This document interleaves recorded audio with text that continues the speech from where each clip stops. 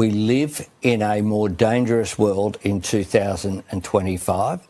The threat of anti-Semitism, as we have seen, is very real. Threats of other occurrences, such as the rise in the far right, which has also been identified, of course, by Mike Burgess, is also a threat as well.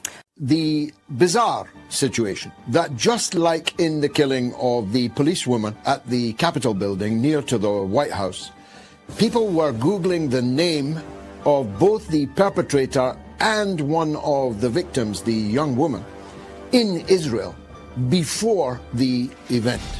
This is a very, very strange and as yet unexplained phenomenon. Secondly, it turns out that Naveed Akram was Googled 15 times in Israel yesterday before the mass shooting. Thirdly, Naveed Akram, I know about guns, as you know, Hoz. I know about weapons. I know who is a lunatic spraying bullets wildly, and I know when a trained marksman is taking shots at running people on the beach. And with a bolt action is a very difficult weapon for an inexperienced person to handle, and to handle to such deadly effect. Naveed Akram is an expert marksman. He handled the weapon exactly correctly. His shots were rapid but steady. There was no spraying, there was no wildness evident in his rifle action at all. This is a man who's done this before. Somewhere he's done this before. Freedom of speech reigns here, people can say what they want. That's not the case in New South Wales. We don't have the same freedom of speech laws that they have in the United States. Now, the attack, the massacre that took place on Bondi Beach had nothing to do with Hamas whatsoever. In fact, 2 homemade ISIS flags were found in the vehicle of one of the perpetrators. And ISIS is a foe of Hamas, not a friend. In fact, ISIS has killed a ton of Muslims, which would lead me to believe that Israel maybe doesn't mind ISIS as much, which is why they're trying to pin the blame on Hamas. But nonetheless,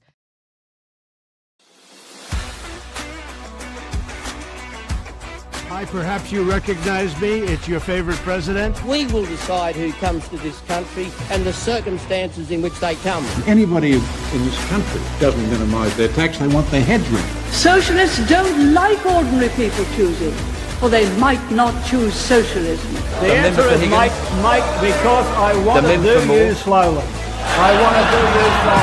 I was saved by God to make America great again. We shall fight in the fields and in the streets. We shall fight in the hills. We shall never surrender.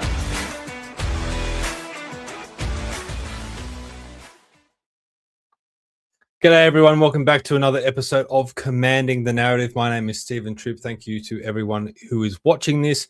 We are also streaming to Mark Neugebauer's pages on Facebook and X tonight. So if you are watching there, thank you for joining us as well. As always, this is a very interactive show. We want to hear from you. Get in the chat, ask your questions or make your statements, and we may read them out on the show. And also, if you're really feeling up to it, and a lot of people are very emotional, very opinionated at the moment after what happened last week, you can hit that link to StreamYard and call in and have your say, or maybe ask us a question. So feel free to do that. Don't be shy. We want this to be an interactive show tonight. We want to hear how everyone's feeling about what happened in Bondi just 1 week ago. It was roughly around this time last week that it all happened. It's going to be a big discussion tonight with some very good guests. So let's get into it straight away. We'll rush through this a bit quicker tonight. So I just want to let you know about how you can follow us, and it's by heading to commandingthenarrative.com. You'll find all our previous podcasts there. I had an excellent conversation with Professor Eric Lowe last week, or actually 2 weeks ago now. It was probably one of the best podcasts I've done all year. It was a fascinating discussion about World War II and some of the things that were going on behind the scenes that Professor Lowe has uncovered through his research. So definitely check that one out, and you can check out our past episodes as well up on the website, Of course, you can also follow us on Rumble and YouTube. You also find articles on the website, some surveys here that you may want to fill in, getting some great feedback. And if you want to know who's coming up on the podcast, I haven't filled that in actually. So that normally has who's on the podcast in the coming week, but I guess I've forgotten to do that. But normally I don't forget to do that. But stay up to date with everything that we're doing by hitting the sign up button in the top right-hand corner. And it's the best way to follow us. Don't always rely on social media. Head straight to commandthenarrative.com. So as I said, I want to rush through the intros tonight to get to this important issue that we're going to discuss tonight with some great guests. We had these two on a few weeks ago on a panel discussion. It was so good that I've invited them back. They're very well-informed and opinionated, and they fire up. So let's bring them on. Katy McCallum and Mark Neugebauer. Welcome back to Commanding the Narrative, guys. G'day, Stephen. Thanks for having me. G'day, Mark. Thank you. Hey, Katy, Stephen. Good on. G'day to the audience. Everybody's wherever you're watching Commanding the Narrative, and even the folks on my channel, seeing we're cross-streaming this evening as well, Stephen. So good stuff. Yeah. And speaking of your channel, Mark, you recently did an interview with Katy, so I encourage everyone to go and check that one out. It was a very good interview. So where can people find your podcast, Mark? That'll be on South Australian Focus on Rumble, but if people are following more now, obviously my Facebook page as well, getting a little bit of attraction on there as well. I was uploading a lot of my stuff on Substack, but because of changes to what they're changing in regards to the under 16 bill, I've pulled back on that one. I'm massively disappointed for Substack for doing that because there was no need for them to do it. Really disappointed. So I'm actually in the process of setting up my own website for my blogs and videos. So yep, getting that on the roll. Mate, you can never rely on anything. I think going to your own website is the only way these days. Well, I've had a site parked for ages. It was when I originally started looking at South Australian Focus, and I wanted to focus on local stuff. I've got a website ready, parked, southaustralianfocus.au. I managed to get the .au. It's just a matter of getting it up and running now, and now I've got the motivation to do so. Since look, it was really easy, right? Locals. I started off on Locals, which was a really good platform just to be able to do this stuff, and then Substack was just really easy to be able to put articles up and upload videos. But I've got to stick to my principles, even though it was giving me lots of traction, but they didn't need to go down this path, and they did, and losing out of it. So yeah, mate, you're down in South Australia. Obviously Katy's in Queensland and I'm in Sydney. I grew up in Sydney. I spent a lot of time in Bondi Beach. I know almost every inch of Bondi Beach and exactly where the shooting took place. But what was your reaction when you heard about what happened when you were in South Australia, and you actually spent some time here in Sydney this week as well, right? Yeah, and glad to be back home, South Australia. It's too bloody humid there. I don't miss it. I am an ex-Sydney boy, south western suburbs, ex-Magpies territory, the old Campbelltown. Don't miss the humidity too much. So nice to get back. But look, to be honest, massive shock initially, right? I was just watching everything unfold. But my mind is very different now than what it was 5 years ago, Stephen and Katy. I immediately, things just spiked up. Going, hey, this doesn't make sense. Even before the other commentators started talking into this, and 5 years has done a lot to a lot of people. What we've experienced, so. It was initial kind of wow, this has just really hit our shores now. But also the questions started arising when I saw what I saw unfold. So yeah, but obviously we'll talk into that a little bit further as we go. And Katy, one of the benefits of having you on the show tonight is that you're an ex-police officer up in Queensland. Obviously, you didn't work with the New South Wales Police, but you do have that experience as a copper. What was your reaction when you saw it? Did you analyze what happened with the police? I mean, what are your thoughts around all this? How long do we have? I could talk about this for a few hours, but as a mum, can I just say, as a mum and an Australian, I was completely sickened by it. We get Sky News up here as a regular TV channel, which my understanding is that not everybody in the city gets Sky News. You have to subscribe and pay. So we were watching Danica give her Sunday night opinion piece when the breaking news came on the screen, and then it started, and they had Shari Markson live on the phone. My 14-year-old daughter was sitting there with me, and we were both in tears and just felt sick when we listened to what was going on. I'm still in shock that this happened in Australia, and I still can't believe that it was allowed to happen. But that's why we could talk about this for hours. Having been in the police for all the years that I was, and having dealt with gunshot wounds and knowing what it does to people, I can't even begin to wrap my head around the trauma that the people on Bondi Beach that day will be going through for the rest of their lives, least the first responders and all the people that were helping. This is a far-reaching incident, and it's shocking that 15 Australians have lost their lives for no good reason. But the after effects of this, the PTSD, the ongoing troubles that this will have, will see us through 2 more generations of people yet. That's shocking. Look, there's been different feeling towards the police. There's been some people that were actually on the ground that were saying that the police didn't respond quickly enough. There's been allegations that the police were hiding or that they were frozen. But I think one of the forgotten heroes of the event, and it's only been a week, is the detective sergeant that shot the perpetrators. And this is the footage of what happened. His name was Cesar Barraza. I mean, let's just play this clip.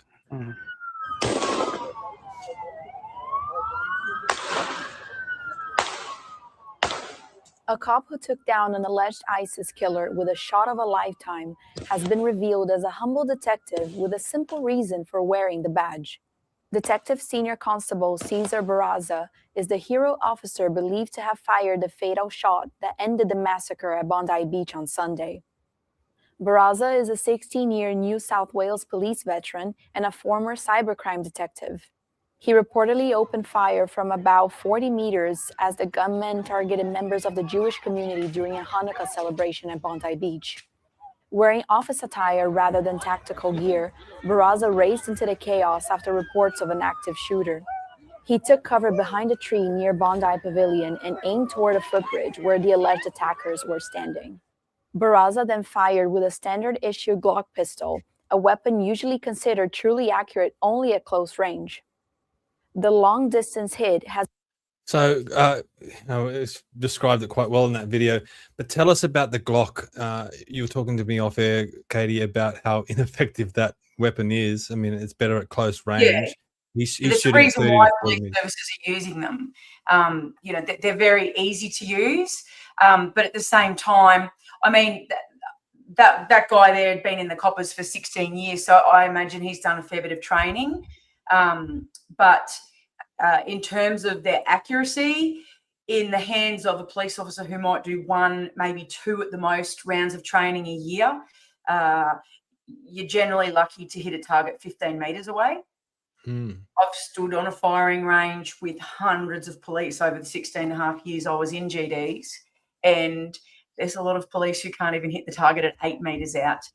That guy and what he did, that detective, that is nothing short of a miracle of what he achieved that day. From what I can see, I think that he's shot the dad because he had a clear view up that staircase, which enabled him to see him well enough. As you know, my husband was a police officer as well, and he's a gunshot. He's been a gunshot his whole life. He believes that he would be able to take that shot at 40 metres. There is no way I would be able to.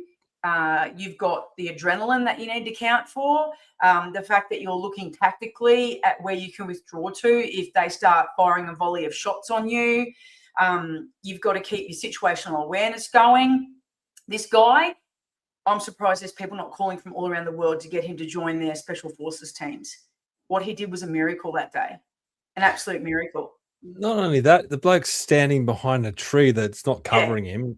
It's a pretty flimsy tree, and he's going up against a bloke that's got a high-powered rifle. Yeah. Everyone's talking about it in the police world. It's a miracle. It is an absolute miracle what he did there that day. But he did it, and he saved a whole heap more lives, because you can tell from the rounds that were on the belt of the son, and the fact that they had a car parked a short distance away, which we now know had explosives in it, that there was a whole lot more damage that was about to be done, and he stopped that. Mark, were you surprised with the police response? Is there anything that stood out for you? There was a few things. I mentioned this at the time, I think when I caught up with Bruce not long after it happened on the Monday, and it was only very new, lots of things. But some of the things that I picked up on was, obviously I played a video on the podcast with Bruce, and it went for over 10 minutes, and that had started. That was a guy in the building opposite the bridge, and they were making commentary in that. So what I've thought, first of all, and my encouragement was to Australians, if you're ever caught in that again, is call 000. There would have been hundreds of people calling 000, but say, I've actually got a really good line of sight here from this road. If we're able to get people on there to like kind of take a shot. And as Bruce explained, though, there's so much going on at the time. This guy's clearly very, very good at what he did in regards to firing, but it just seemed like to take forever. And one of the footage that I showed, it had one of the police cars going past the actual footbridge where you had a clean line of sight from where the guys were filming from that balcony. So, but again, I'm not trained in the force, whatever. There's a lot of stuff going on with an active shooting sort of scenario, but there has been some commentary in regards to the response time and whether people could have circled around to where the beginning of that footbridge was, because there was a lot of attention to either side of the footbridge, but it was left quite open to where the car was parked and then up from there. But we can all say this in hindsight, right? But I think it's just a lot of things to learn and reflect on, which is what I suspect is happening with New South Wales Police at the moment. But yeah, while I was watching a lot of that, it just seemed like a lot of time was expiring before anything was really happening. But again, as we remember, these were high-powered, long-range weapons, and the police aren't, unless it's, I believe, special tactical units would have long arm rifles and so forth to be able to combat that. But most of the police that turned up initially, first responders, wouldn't have been able to respond apart from that police officer. And I've seen some amazing posts posted about that, about how, as Katy said, about how lucky or just amazing he was at his shot to pull that off. And a lot of people are talking about that. Katy, when police officers have to go, they're always risking their lives. Are they do they have adequate weapons to be able to do their jobs? I mean, is the Glock good enough? I mean, should they have other weapons maybe in their car or something hidden away somewhere? So your general duties police, and I'm speaking from a Queensland perspective, and whilst I still have a lot to do with the police, I did resign from the Queensland Police 8 years ago, so it may have changed a little bit since then. But so you've got your general duties coppers in the car, they've got their Glock pistols, their tasers, their cap spray, all the bells and whistles on their vests. And then you've got your tactical responders. So up here it's called CERT, down there I think with you guys it's TOU or it might be TRG. Those guys aren't driving around on patrol. They are a specialist unit who it requires for them to be called out. And I've had multiple people ask me, where were they? Why weren't they there within minutes? And I think that, and a lot of people may know this, but it would be really good that if people understood the actual reality and the time lapse that goes on for a police officer who turns up at a job and why it takes so long for so many police to respond. So my understanding is that first police car pulled up and that the male officer was shot through the windscreen a couple of times. Don't quote me on that, but that's just what I've heard within the media. So if you could imagine you were the other police officer in that vehicle, you're dealing with your partner who's been shot. There would be blood everywhere. It's extremely stressful. And you are required to make some sort of assessment in that moment. Who are you going to call on the radio? Who are you going to call with your phone? Everybody out there tonight, pick your phone up, dial a number and wait for someone to answer, because that's how long it takes to get that message out. It's not like the Hollywood movies. There is not some blacked out car around the corner waiting with all the ninjas in it to come and save everybody. They are anywhere up to 10, 15, 20 minutes away. If they are prepared to come, they can get straight in a car and go. But if they're already at another job or if they're not prepared, they've still got to get kitted up and they've got to get out there. So, and they can't come until 2 or 3 phone calls have been made and permission has been given for them to attend the job. there's so much going on in those moments. And I understand that people are saying, where were the police? But I would be asking the question more so, how many police were tasked with doing foot patrols of that event and of every other event that was going on for Hanukkah around Sydney that afternoon? Because every single time a group holds an event in a public place anywhere in Australia, and you have to get notification, or you have to supply notification to the local council and get a permit to hold that event in the public place, the local officer in charge at the police station is notified. And at that point, an operational order is constructed and threat assessments are made. That sergeant or senior sergeant who's been tasked with the job of writing the op order would have to make assessments of the divisional, the district, the regional, the statewide atmosphere of the day, any trends, things that are going on. That's what they do to make a threat assessment, to use the intel that's available to them. And then they go back and say, well, we need 30 pairs of boots on the ground at this particular event because it's out in the open. And, you know, we are concerned. There is intel suggesting that there may be something coming. And I believe, and you guys might help me here, there was 2 police on patrol on foot. Is that correct? That's what I heard from Chris Minns, but I've just put it into Grok and it says at least 3 officers were patrolling the specific event. So sources vary slightly between 2 and 3. So even 3 for a crowd of 1,000 people is not very good. I mean, have a look at other events that have been held in the last 12 months anywhere in New South Wales or Queensland, and have a look at the police that are at those.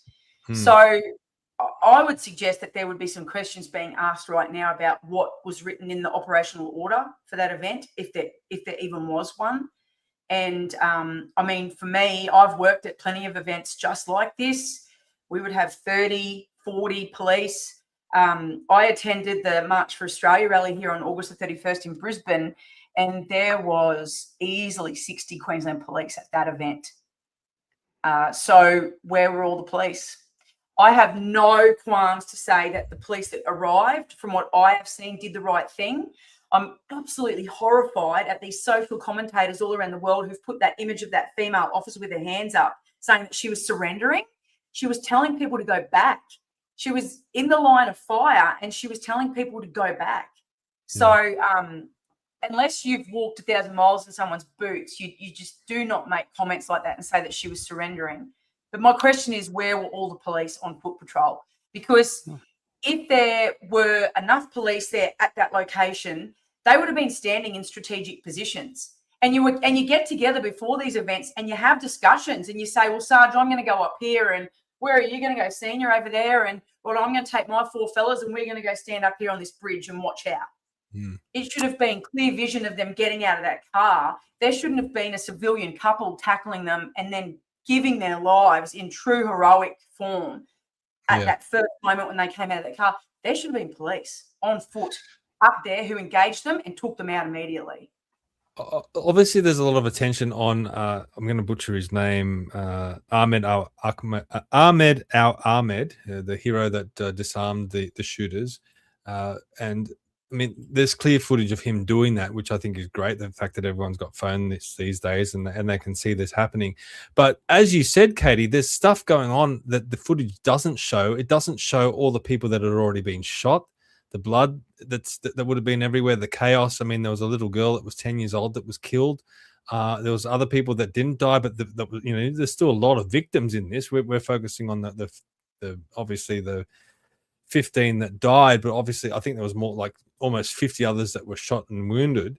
There's a lot of chaos going on, and this gentleman braved, you know, risked his own life by going in there and disarming this man. So it's great heroics. But Mark, I want to ask you this question. I mean, in today's society, the world that we live in, the country that we live in, if he had, when he turned the gun back on the shooter, if he had shot him, would he have been charged? I mean, would he have had the repercussions of the law on him, despite the fact that you've got these 2 maniacs mowing down all these innocent people, including a poor little 10-year-old girl? I mean, it's a big question, isn't it?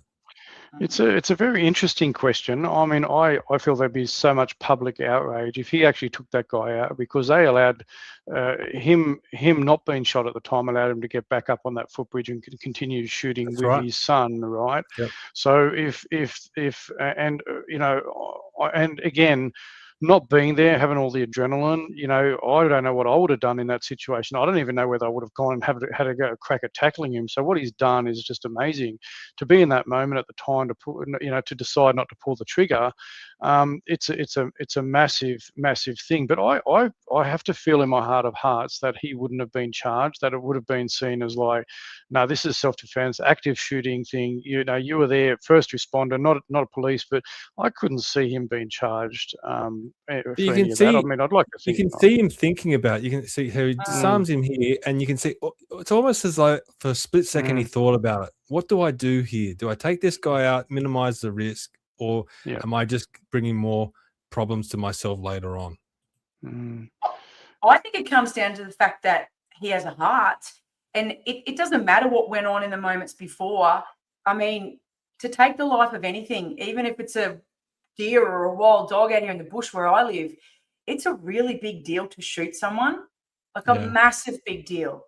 So for a member of the public who's run in to grab a gun and for him to pull the trigger, if he wasn't already trained tactically or had experience in a police service or a security service, and even then, I've got to say, you talk about it all the time when you're a police officer. You talk about when that moment comes on that shift where you have to take a life, how will you feel about it?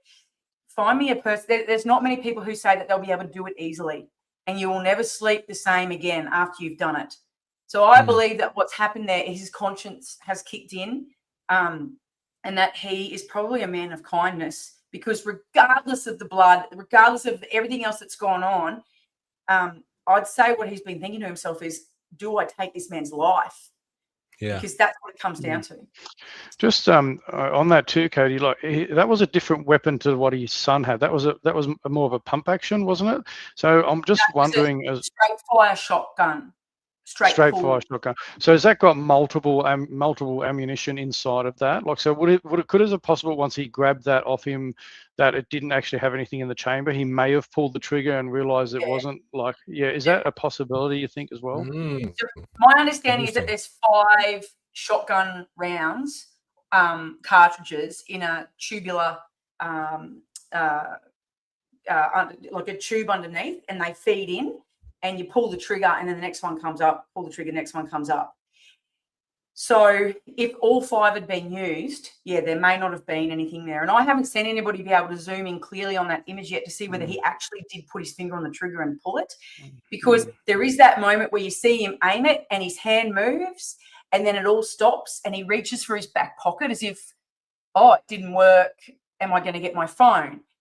But I'm giving him the benefit of the doubt and saying that I believe that he probably thought to himself, do I have a right to take this man's life? But it's very interesting, when you look at the types of weapons that they did have.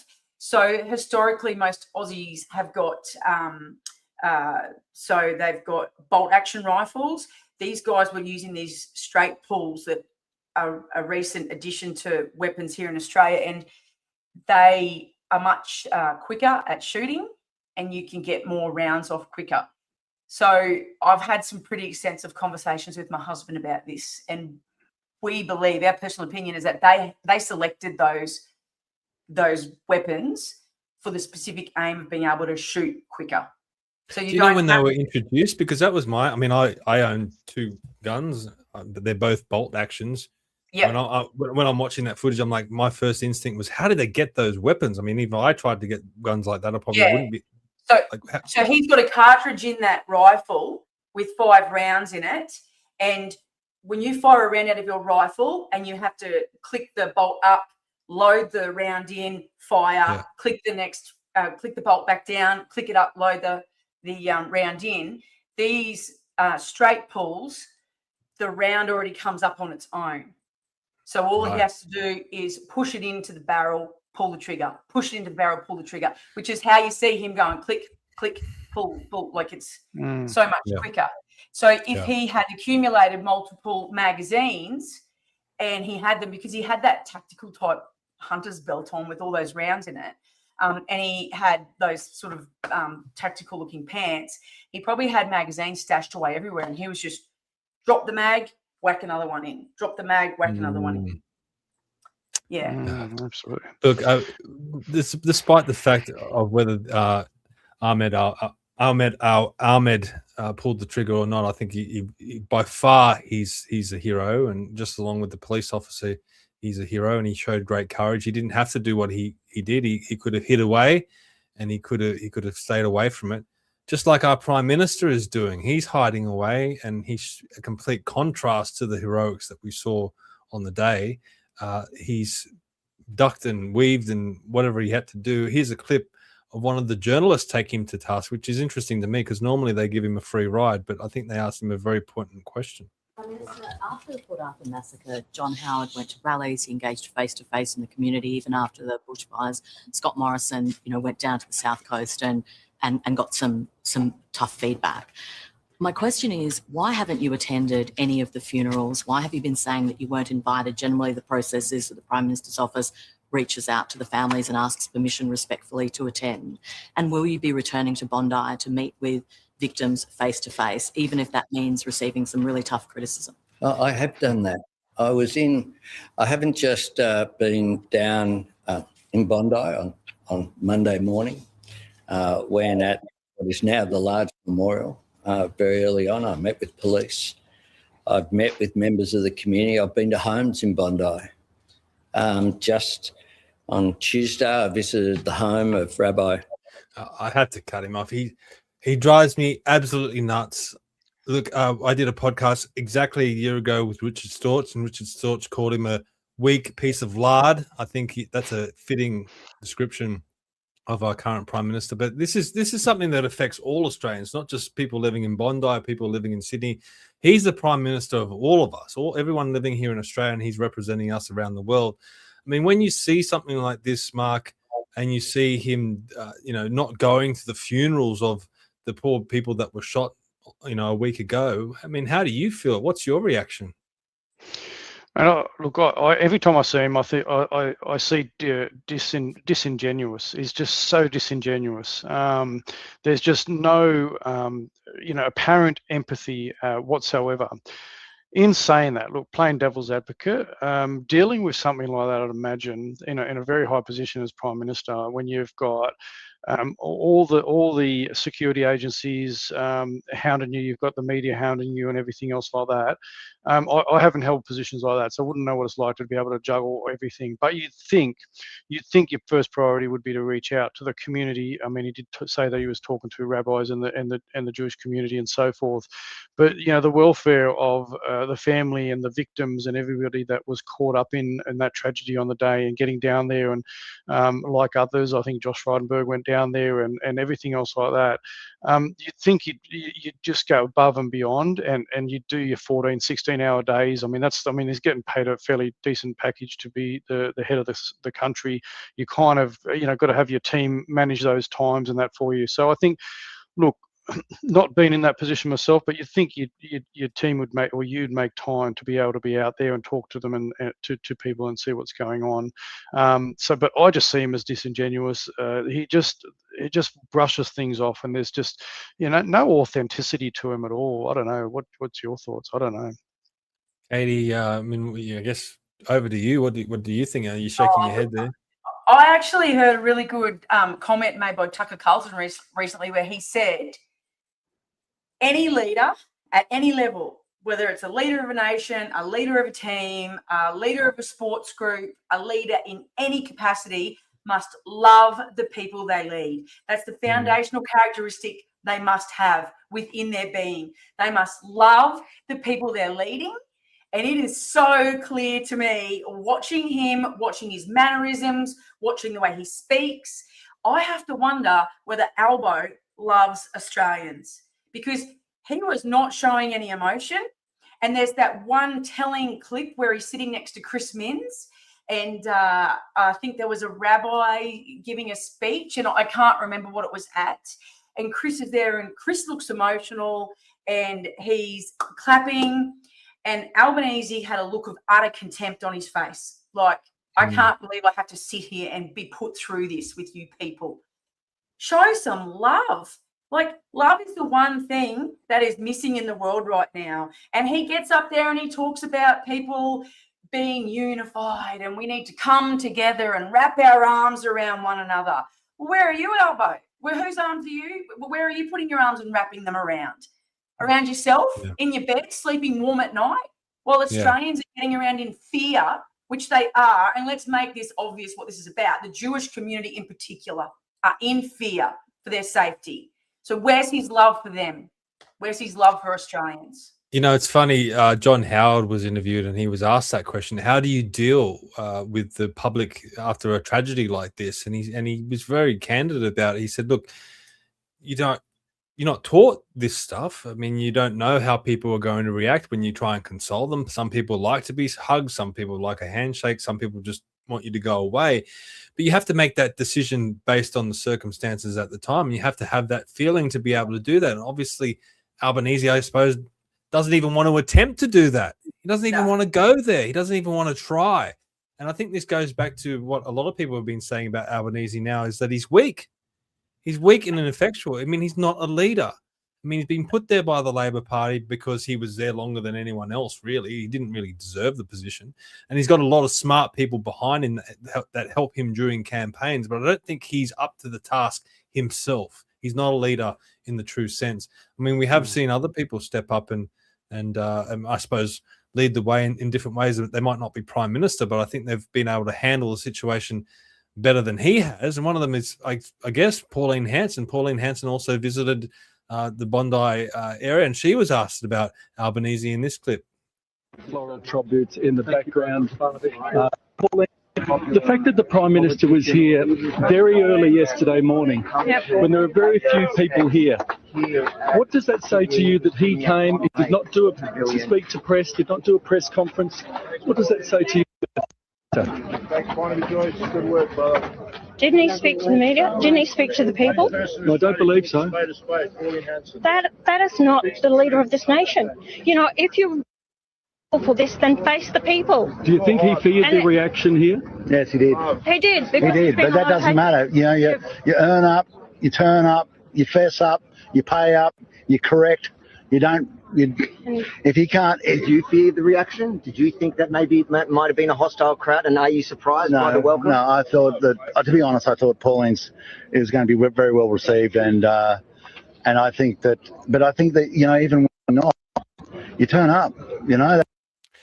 So that's Pauline Hanson and the new One Nation recruit, Barnaby Joyce, who was former Deputy Prime Minister. I mean, Katie, there's no secret that you've been a former One Nation candidate and you're still part of the party. I mean, looking at your leadership team right there, how did that make you feel? Do you think that they showed more leadership than Albanese?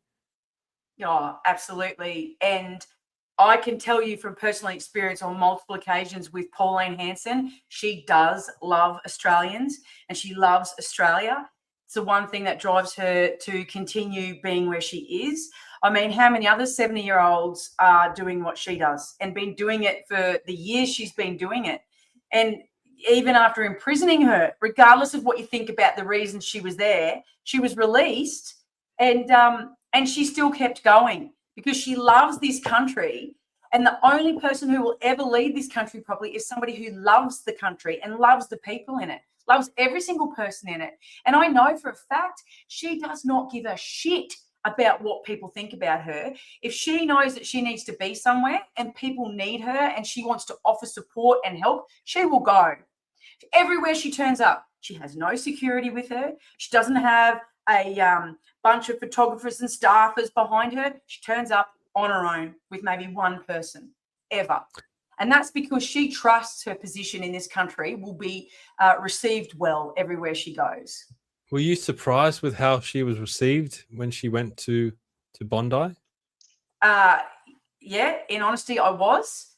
I thought that perhaps there may have been, I mean, we all know that One Nation is a little bit divisive in conversations amongst communities. To paint the picture for people that don't live in Sydney, Bondi is within the electorate of Wentworth, which is held by Allegra Spender, a Teal electorate, and One Nation usually poll under 2% there. Oh. So it's not a blue ribbon One Nation seat by any stretch. You wouldn't find any, place in Australia that polls less for One Nation. I mean, and then she's walking down there, and I think she was received warmly. I think people did appreciate that she did go down there, and she was willing to speak to people, but also speak to the media, and to front up, to take that risk. Both of them, Barnaby Joyce, Pauline Hanson, even other politicians that have been down there, have taken the risk of going down there. I mean, I've seen footage of Allegra Spender being heckled and abused and confronted. I mean, this is what could happen in those situations, and it's almost as though Albanese is not doing it just because he knows that he doesn't want to have that Scott Morrison hold the hose moment or something like that. I mean, he's playing politics instead of doing the right thing, consoling these people. I mean, do you see it that way, Mark? I mean, do you have that feeling? Yeah, 100%. And I think, something like this is the tragedy that it absolutely is. But I think people are realizing that someone like Pauline, who does come across as authentic, she's had the fire in her belly for such a long time. People are actually seeing that more of her now, and they see people like Albo, the Labor Party, the Teals, even people like that. It's really just about politics and not authentic and in that whole response. But I think a lot more people are starting to see through the fraud that the Labor Party and the Teals and the Greens are pushing on the community in general, just in regards to that, because all of them were behind. No one said anything about all these rallies. I think every weekend, I think police were out there having to manage these rallies, and then obviously you had the ISIS flags, terrorist organisation flags being flown in these rallies. This consistent, ongoing divisiveness, and none of them were like speaking up about it either and pushing back on it. But obviously, One Nation and others are on the forefront of pushing that out. So look, I didn't really expect to get that much pushback, but then again, didn't really know the whole, like you just explained, about the kind of the way the seat sits. But I think over the last sort of 6 months or so, the average Australian is warming, and you can see that in a lot of the polls where where people are saying 18 to 20%. One Nation's tracking pretty well, and it's going to be an interesting result moving forward. You just mentioned how you're not in Sydney and you don't know the electorates. I mean, a person that's in South Australia that did speak about this was Alexander Down, and Alexander Down, a former deputy leader, former foreign minister. He had his thoughts about Albo in this clip I'll play right now. This is going to do him huge political damage, and he's starting to panic. I mean, he came up with a cunning plan to blame the gun laws and say we need tighter gun laws. This isn't about gun laws, by the way. This is about anti-Semitism. I think it's very, very damaging to the Prime Minister. I don't actually think his reputation as a decent Prime Minister will recover from this.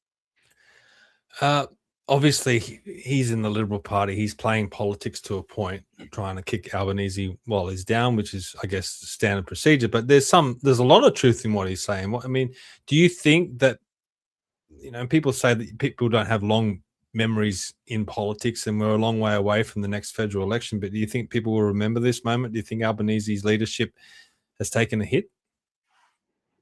100%.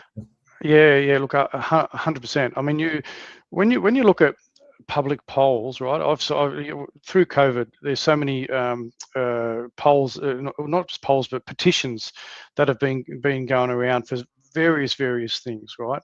And you've seen them kicking up to maybe 80, 100,000. Now, this particular petition at the moment to get Albo to resign is up around the 270, 280,000. I shared it 3 or 4 days ago when it was around 125, and within 24 to 48 hours, it was another 100,000 people. Now, a lot of people say these petitions absolutely make no difference at all. I think this one's actually going to shock a lot of people because it's creeping up to 300,000 signatures on this petition. And I actually, all through COVID, everything that was going on, there's a lot of discontent. I haven't seen a petition crack up that high on a particular issue. So I really feel that they're very much on the nose, and even that's not correct now either. I think it's higher. Someone else shared something. It was around a 280,000. If you are able to go onto the link to show you where it's currently at. But look, this is saying a lot, and I think people won't forget this in a hurry. The way that he's reacted to that, and this knee-jerk reaction. And I do just want to point out, go back quickly to Danielle put the comment in there about the flags, right? And I totally 100% agree. When I see a lot of film clips from whether it be the Greens never sit in front of a Australian flag; they move them out of the way. But when the media does their reporting on Albo and Labor, you always see prominently the Aboriginal flag or the Torres Strait Islander. Whenever you have a press conference, the flag that should be right in front of the Prime Minister of Australia speaking on this issue should be the Australian flag. So I 100% agree with Danielle that these people are nothing but divisive. They can't even get behind our Australian flag, what it means to be Australian, and they try to fully undermine the history that's been created through so much tumultuous times over 200 years that shaped our nation. We had 2 world wars. We'd lost, brothers and sisters fought next to each other from all walks of life. All walks of life have shed blood for this nation, and all they want to do is create division. And this is what I think people are starting to realise now. They're starting to realise that Labor, Greens, Teals, whatever they are, they're the parties of division and not unity. And they're seeing parties like One Nation that are going, no, we want unity. We want the country to come together. So I think that petition speaks a lot. And even though it will probably not go anywhere because we know petitions are really hard to do anything at the moment. But when you're creeping up to 300,000 signatures where people are taking their time, that says bucket loads to me. He should just resign. He should just resign. He should pack his bag and leave. But he won't. He won't. This nation. He's a politician. There's no way. The biggest failure of a prime minister that this country has ever had. This is a Rubicon moment for Australia right now. That is where we sit. We are on the edge of the river, and we can decide if he continues to lead us in the manner he's been leading us, we are in trouble. And there will be irreversible damage done to the fabric of this nation. He needs to pack his bags and he needs to leave, and so does Tony Burke, because we need to make a strategic decision on the future of this nation before we make a mistake that we can't fix down the road, whether it's 2 years, 5 years, 10 years, 15 years. He should do the right thing and he should resign. What an indictment on his reputation that there is a petition. And can I just say, there is more than that petition. If you go to the Australian Parliament House and run through all the petitions for the last 12 months, there has been one every few weeks calling for his resignation. Is that not a wake-up call? Because I'll tell you what, I've led quite a few people in various teams over the years, and if even one of my team members had come and said to me, Katy, you're a crap leader and we don't want you there anymore, I would have gone in a second. He needs to pack his bags and go. I was on the Mike Ryan show through the week, and I said that Australia needs to do a lot of soul searching after this event, and I think it's raising a lot of issues. It's raising obviously issues with immigration. I don't think it's a gun laws issue because I think the gun laws are pretty tight as they are. But it's the leadership of Albanese and the other people in the top, whether it be state or federal politics. I mean, that's really come into question, and we're already seeing the Liberal Party fragment. A lot of their votes are going to One Nation. The same thing could happen to Labor now out of anger. People angry at the way Albanese has dealt with this, and Penny Wong and Tony Burke and other people like that. Do you think that we are, or do you think as a country we need to start having adult conversations and serious conversations and doing some soul searching about the direction that we want to go in the future? Obviously, we've been talking about this on the podcast for a long time, the trajectory that we have been on. I mean, we did a podcast a few months ago called Is Australia on a Highway to Hell? I mean, this is part of that trip, isn't it? I mean, it seemingly feels like we are on a highway to hell. So I think it's up to the Australian people to turn it around. This is a soul-searching moment. It's a realignment that's happening in politics, and we need to start ditching these major parties and finding a pathway elsewhere. What do you think, Katy? Can I just tell you, here's a quote from Chris Ullman. He did an opinion piece in The Australian this morning. It's only a couple of lines long. It's absolutely brilliant. A society that refuses to name its moral foundations will not long be able to defend them. And a nation that cannot say what it stands for will discover too late that others are prepared to destroy it. It doesn't get any more succinct than that. As a leader of a nation, your job is to ensure that those moral foundations are set like concrete on the ground so the people of your nation can stand on them safely and not wobble. And that has failed to happen under the leadership of Albanese. So you're exactly right.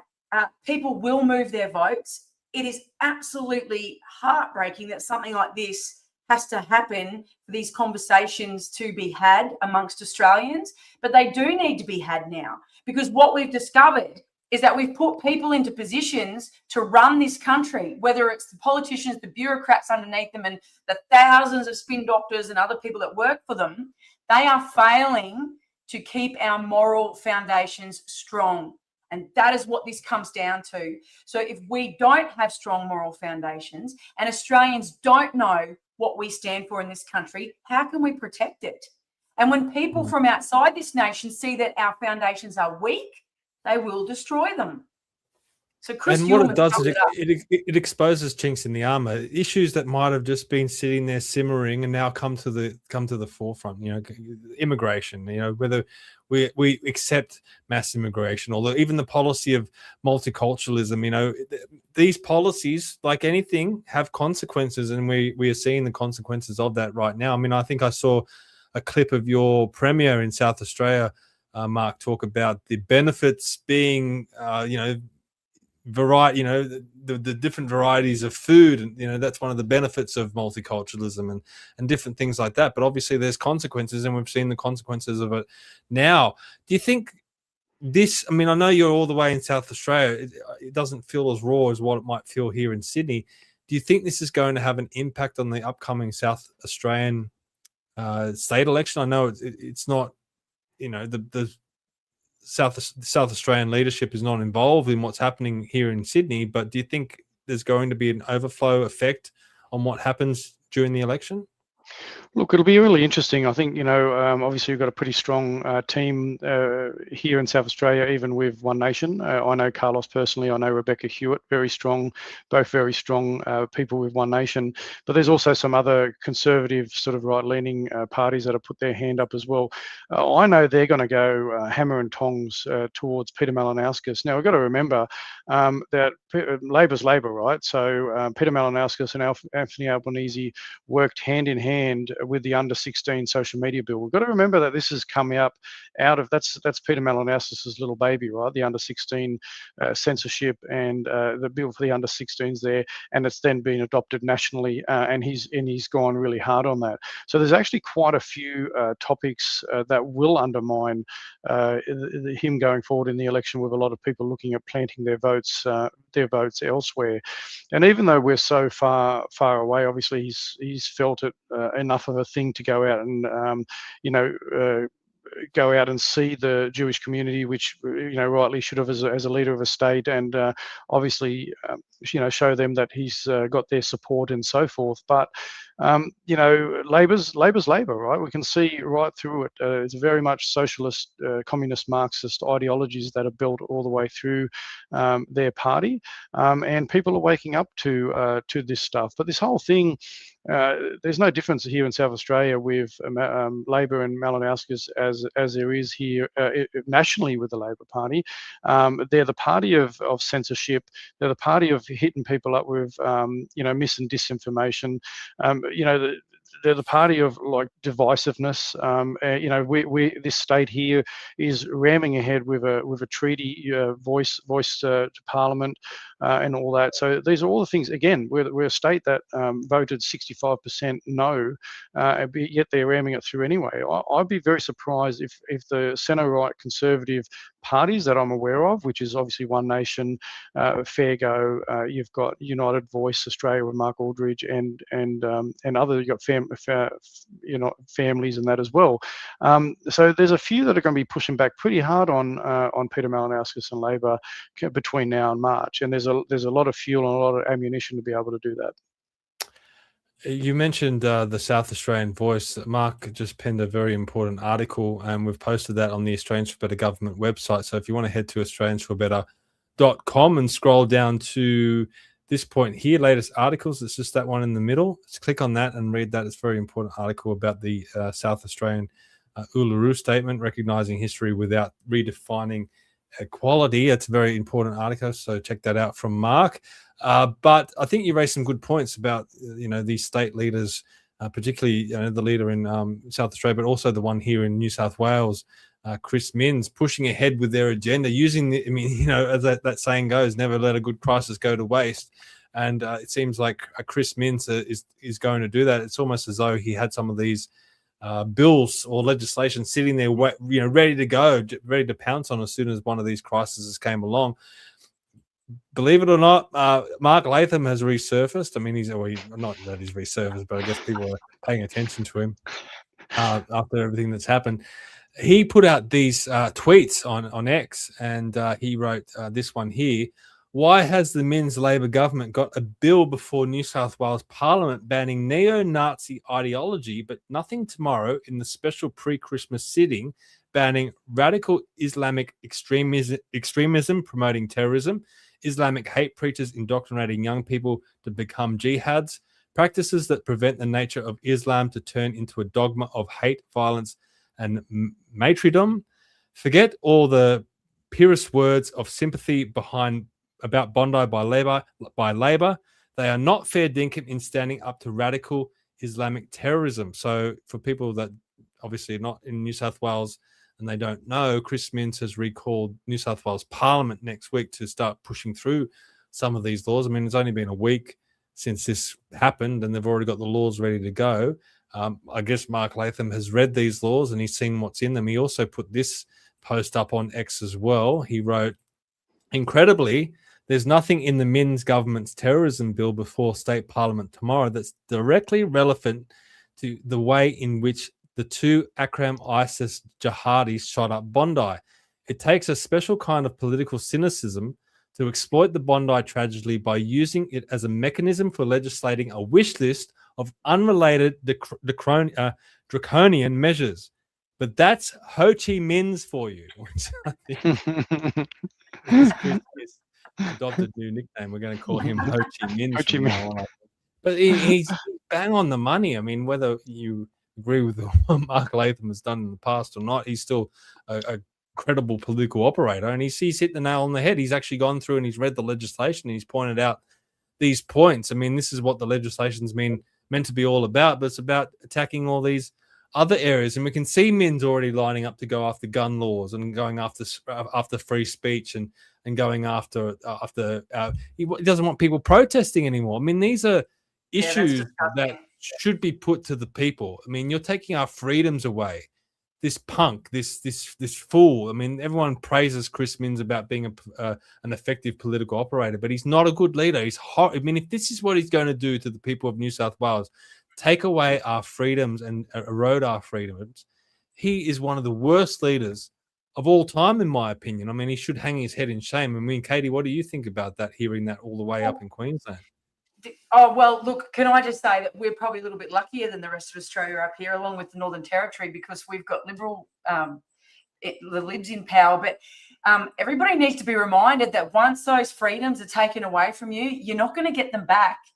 Where in the history of the world do we have any examples of governments giving freedoms back en masse to populations once they've taken them away? So they may say that there's a temporary ban on protests or marches, or we're just going to ask people to hand their guns back in and we'll give them some cash for them. And where will that lead exactly, Chris Minns? Where will it lead? Because if you stop one particular group of people being able to protest in Martin Place in Sydney, that means that you have to stop all groups from protesting. And just recently up here in Queensland, we had a group who took thousands of farmers to the doorsteps of Parliament House to protest about coal seam gas mining. So that would preclude those people from being allowed to protest. This comes down to keeping your citizens safe by ensuring that your police services and your intelligence agencies are staffed competently, they're staffed correctly, and that you are performing the job that you're being paid by the taxpayer to perform, which is keep your citizens safe.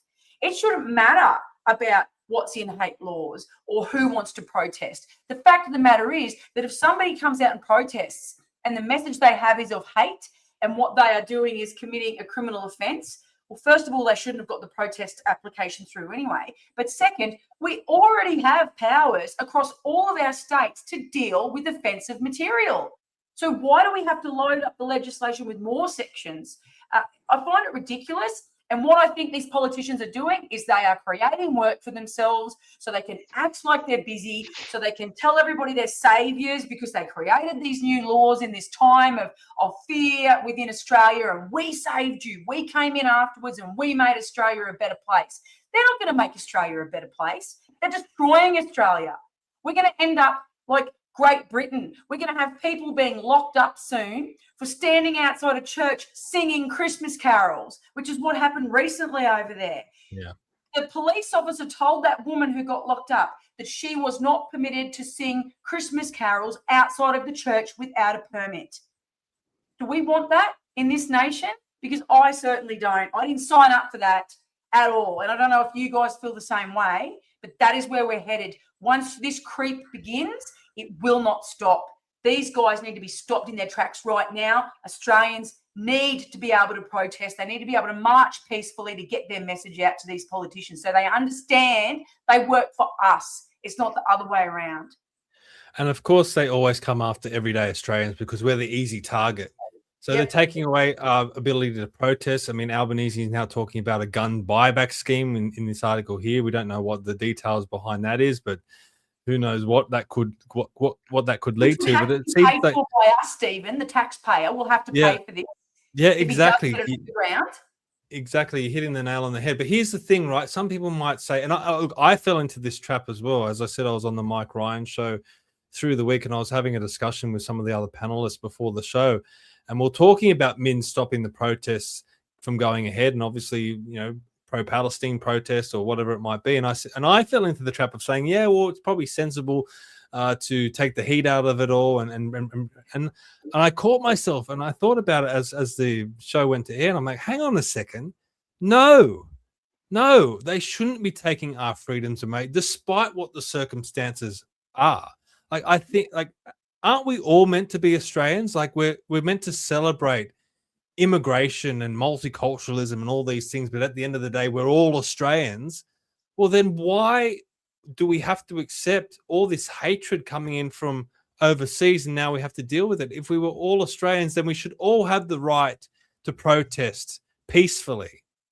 And if you've imported a whole bunch of people from the Middle East that now support that are pro-Palestine, well, that's the consequence of immigration, and now you just have to deal with it. It's the failure of government that we have to deal with, but instead government's putting the guns back on the everyday Australians and taking away our freedoms because of their failures. I mean, Mark, what do you think about that? Yeah, there's a lot in there to unpack, and look, I'm and again, it's going to be again, probably a bit sensitive here to things. Now, I'm not a fan, like we talked about censorship, talking about marches. Now, I'm swaying more and more over the years to this sort of more of a libertarian kind of mindset in regards to being able to allow people to be able to speak. As Katy well pointed out, and others, we have got current laws, they're strong laws against incitement to violence or attacking anybody but that way. But I'm also not in favour of a special envoy to combat Islamophobia. I'm not in favour of a special envoy to combat Islamophobia or anti-Semitism and all these sorts of things. Now, as sensitive as all this is, I think people should have the right and ability to be able to challenge, let's say, the Israeli government and Netanyahu in regards to response. Now, that's a massive hotbed over there, right? But I feel that sometimes these things go way too far, and I know it is a sensitive topic because we're talking about what's just happened on Sunday in regards to Jewish people being targeted. But when I spoke to Bruce in a recent podcast, he sort of mentioned that if you look at the response and the horrible thing that happened on October 7th a few years back, is absolutely no one will contest that it was absolutely atrocious. But on the other hand, you're seeing the response, and some commentators are saying, well, could it be disproportionate, whatever. Regardless of what your views are on that, you're going to have people now, you are creating, and as Bruce rightly pointed out, you're creating another 100 years of people that want to be terrorists because it's this combat. It's like how we deal with this in the world. This is the problem. But bringing all this to our shore, we've got to look at ways that we can push back on what's happened, the division in our country. And I think people are mentioning now, they're looking at it, is that how can we combat this if we don't even have our own identity?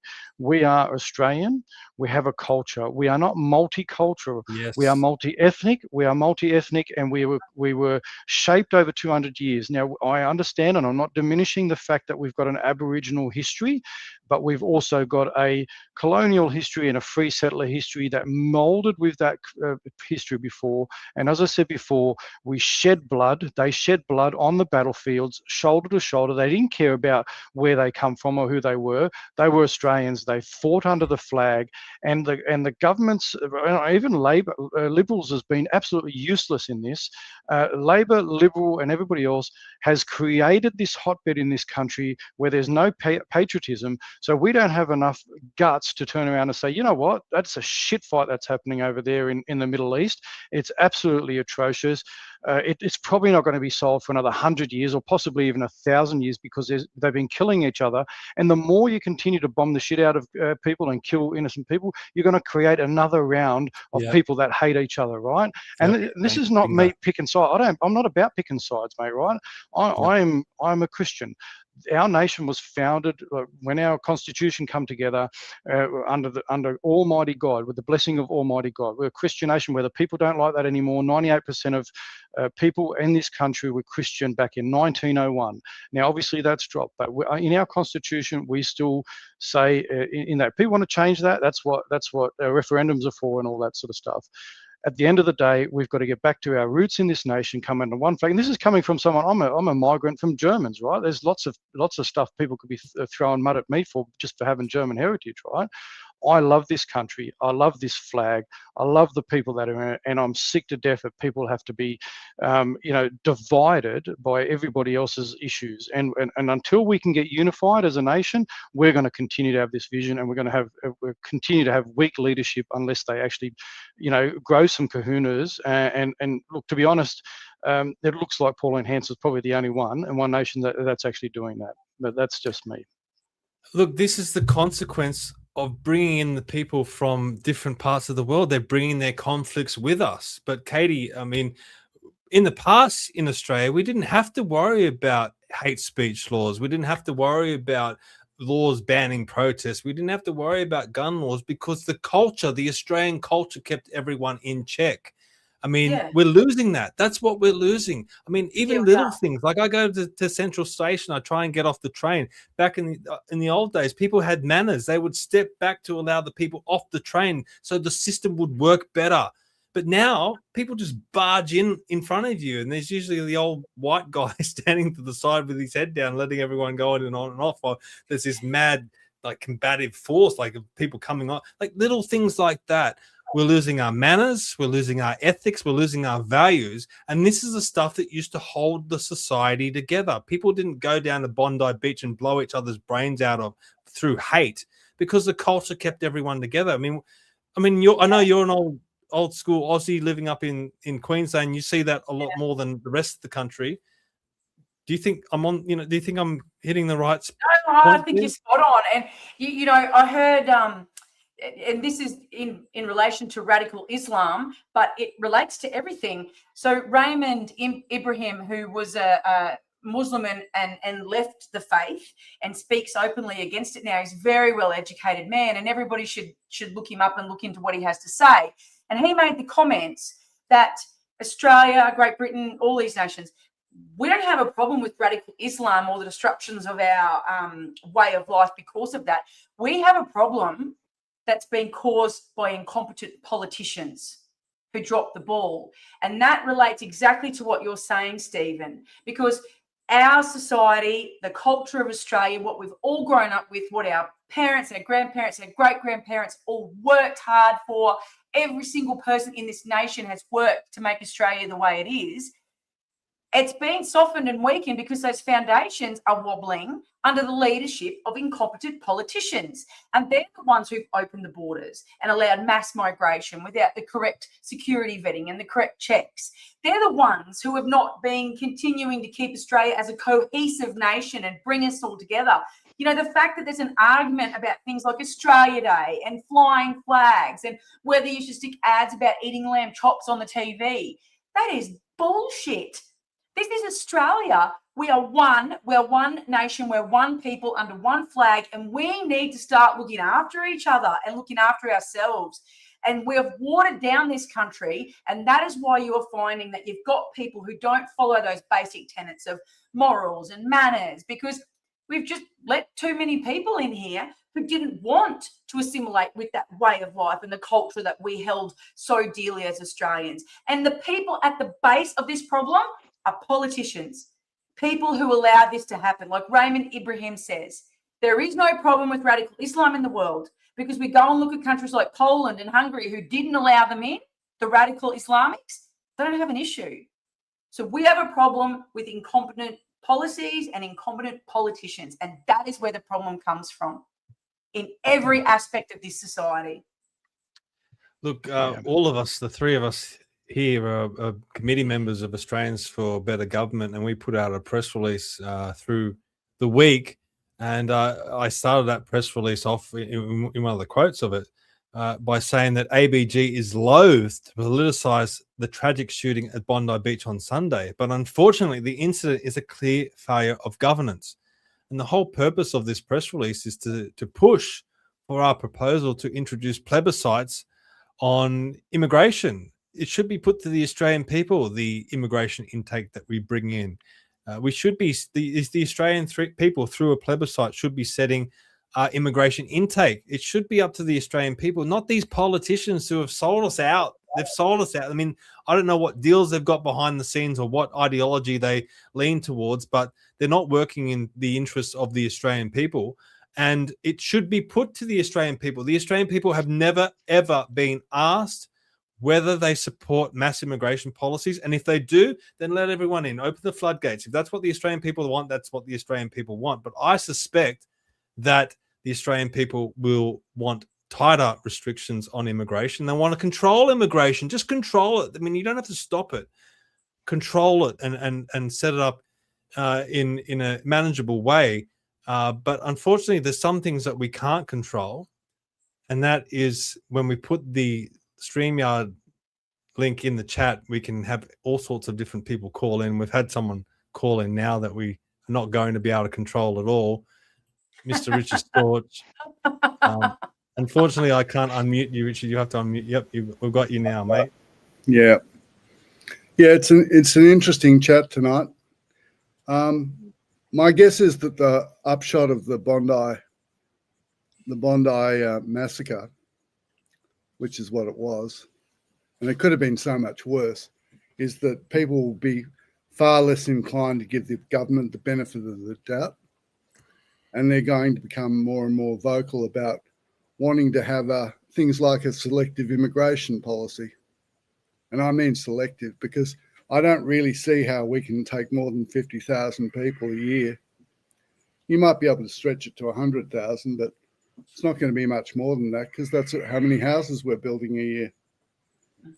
So I think all of this is just building a public expectation that the government's going to have to act a lot more rather than talk.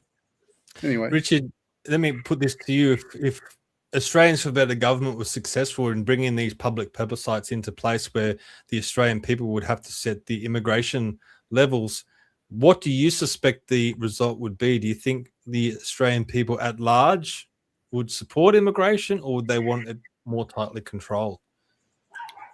I think they'd want it tied to some sort of relationship with our housing construction as a basic thing.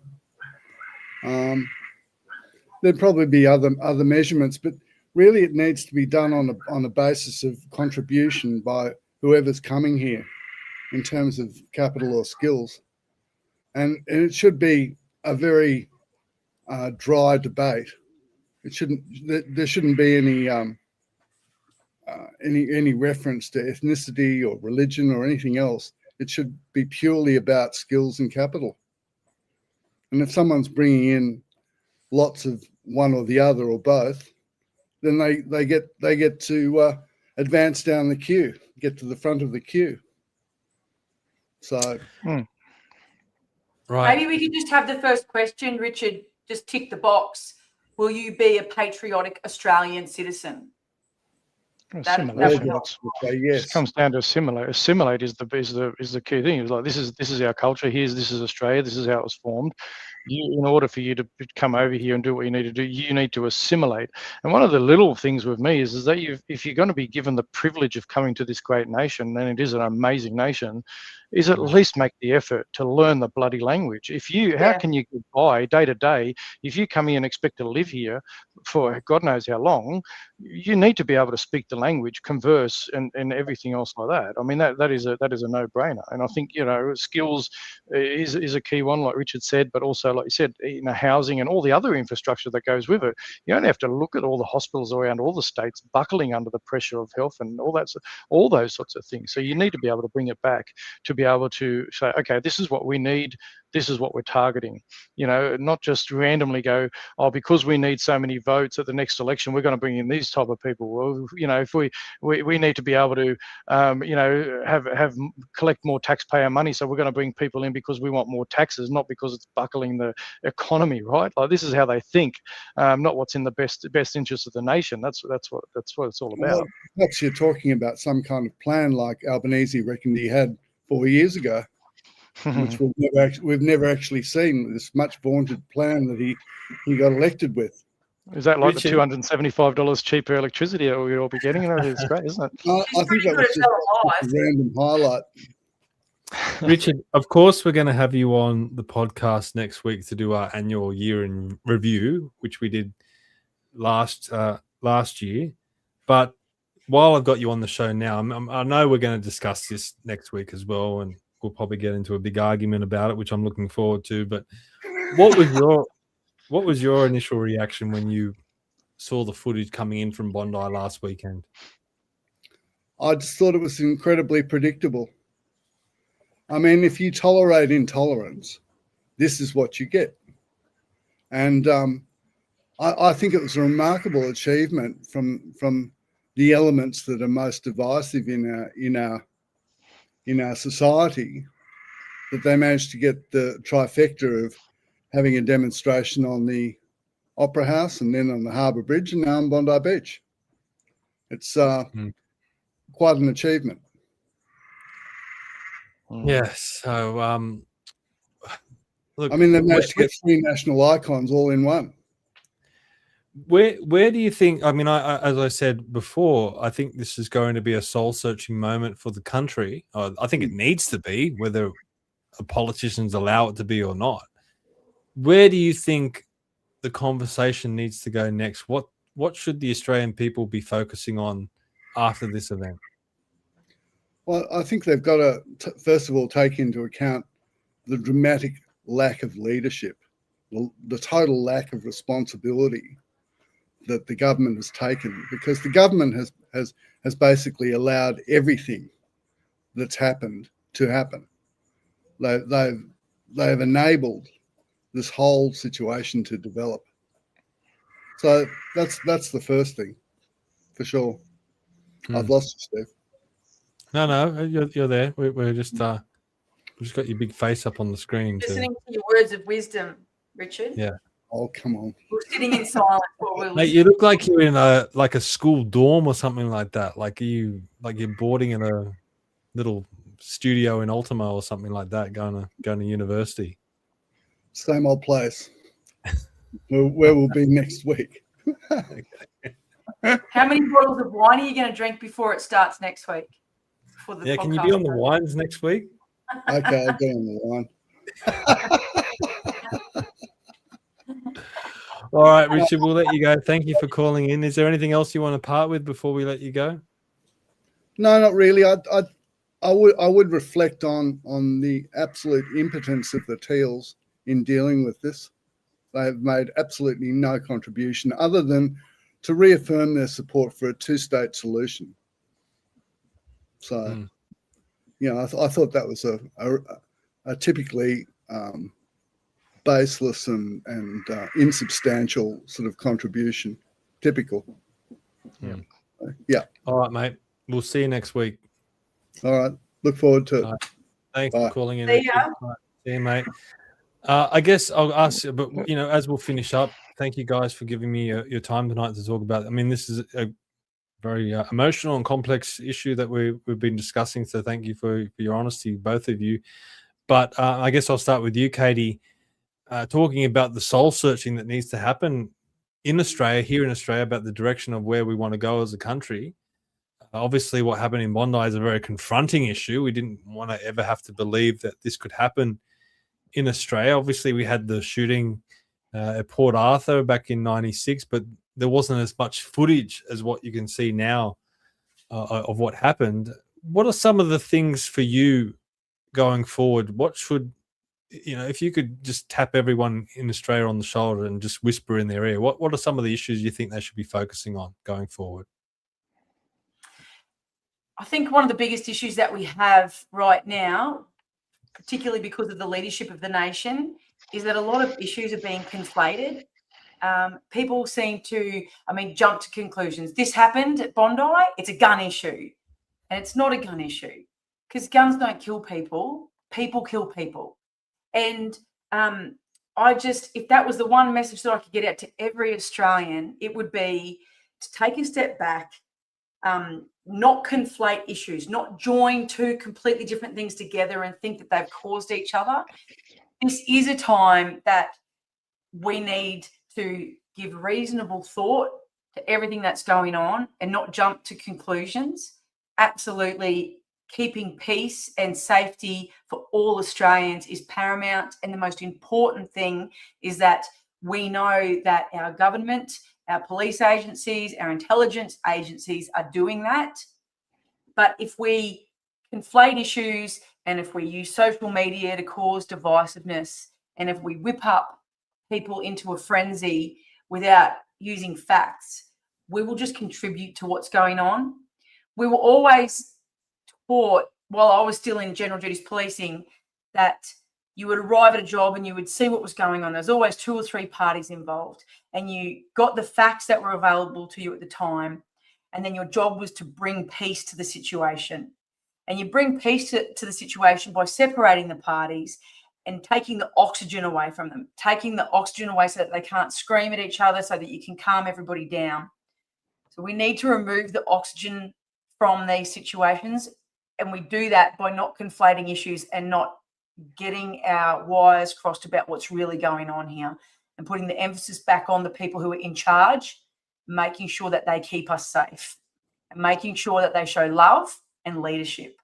Look, the link to StreamYard is in the chat if anyone wants to call in and have their say about these questions that we're posing as well. But Mark, to finish up with you, where do you see us going from here? What are some of the issues you'd like to see the Australian people focus on? Not the politicians, leave the politicians out of it because they're going to screw it up. they're going to go after the wrong issues and they're going to target everyday Australians. But if you could speak to all the Australians out there, the everyday people, what would you like them to focus on? Well, one of the big challenges, I mean, this, you could do a whole another podcast on this as well, right? So, but the whole issue, the whole issue is the apathy of Australians, right? Now, one of our biggest challenges that we've had, even through COVID, and this is 85%, 80% of Australians that are just so apathetic and not involved in the political arena or involved in what's going on. But I think much bigger than this, and again, this is a very complex situation. 5 years have taught me a lot. Now, even if you look at this Bondi situation, and we often talk about, the impact of global bankers. We look at the IMF, we look at the World Economic Forum, we look at the United Nations. Now, I've not been shy at all to talk into this topic about how much control these people have about shaping society, and Australia is not separate from that. So my big takeaway for Australians is really don't just dismiss and shut down the influence of what's happening in the world around countries. Now we know that security agencies and all that, and countries have got involved in toppling governments, and they shape a narrative. We look at things that have happened. My biggest thing is to keep an open mind and keep a broad mind and a critical mind in regards to what is it that's shaping a lot of the stuff that's happening in our world. Now, I might be going totally off, and people and minimizing what actually happened here on last Sunday.